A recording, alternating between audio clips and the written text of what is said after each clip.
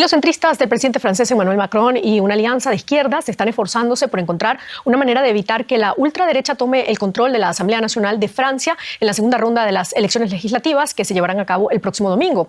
Este martes, justo cuando vencía el plazo para ratificar candidaturas, más de 200 postulantes de diversos partidos renunciaron a participar en la segunda vuelta para impedir la dispersión del voto y así evitar que la ultraderecha consiga mayoría absoluta. Muchos de los socios europeos de Francia observan las elecciones con nerviosismo, conscientes de que una victoria de la ultraderecha podría tener enormes implicaciones para la Unión Europea. La agrupación nacional francesa está en racha tras sus buenos resultados en las elecciones europeas y en la primera vuelta de las legislativas francesas. Los líderes del partido Jordan Bardella y Marine Le Pen prometen una Francia más francesa y menos europea.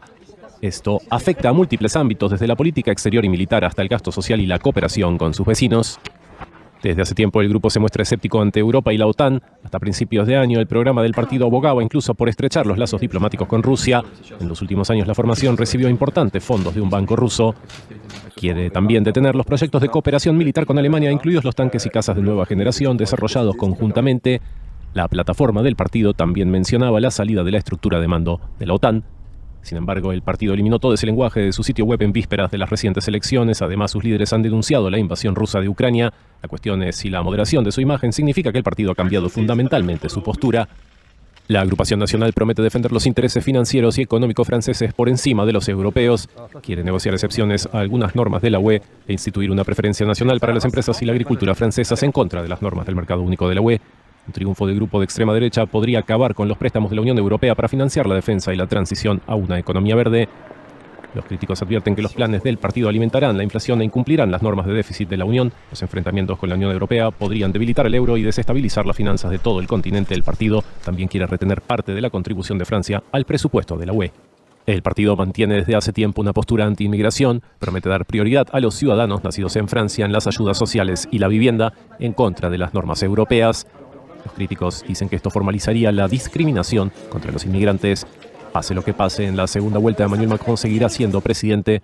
Eso sí, tendrá que compartir el poder nombrando a un primer ministro de otro partido. Aunque en teoría el presidente dirige la política exterior, el gabinete y la Asamblea Nacional deben dar el visto bueno y pagar las facturas, lo que prepara el terreno para luchas internas y parálisis en uno de los países fundadores de la Unión Europea. Primero, mencionar el énfasis que hacen constantemente a la ultraderecha, incluso subiendo el acento cuando dicen ultraderecha.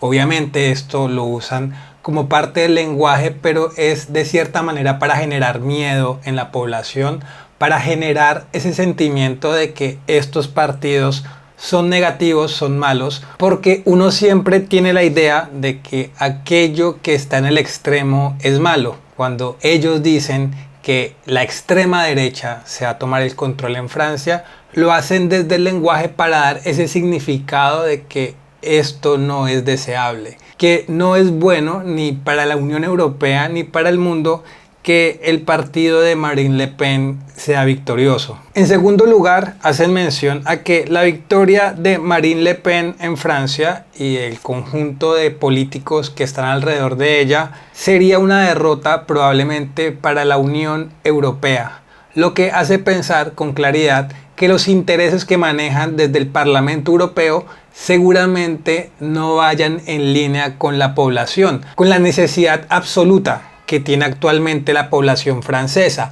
y en gran parte la población europea. Por eso ven como una amenaza que estos ideales en Francia con Le Pen a la cabeza busquen más Francia y menos Europa, porque probablemente gran parte de los políticos que tienen actualmente decisión en Europa, es decir, en el Parlamento Europeo, sean financiados por grandes capitales globalistas que únicamente buscan la destrucción de la identidad de las naciones. Esto es una realidad en todo el mundo y fue uno de los principales bloqueos que generó Nayib Bukele en El Salvador. Un bloqueo contra los globalistas, contra los grandes capitales internacionales que solo buscan la destrucción de los países, como en el caso de George Soros. Por eso los medios de comunicación financiados por grandes capitales como este que acabamos de ver, ven como una amenaza cuando el pueblo francés piensa en solucionar sus problemas, cuando los franceses piensan en Francia por encima de lo que les estipulan desde la Unión Europea. Es una amenaza porque no va de acuerdo a la agenda globalista que están imponiéndoles.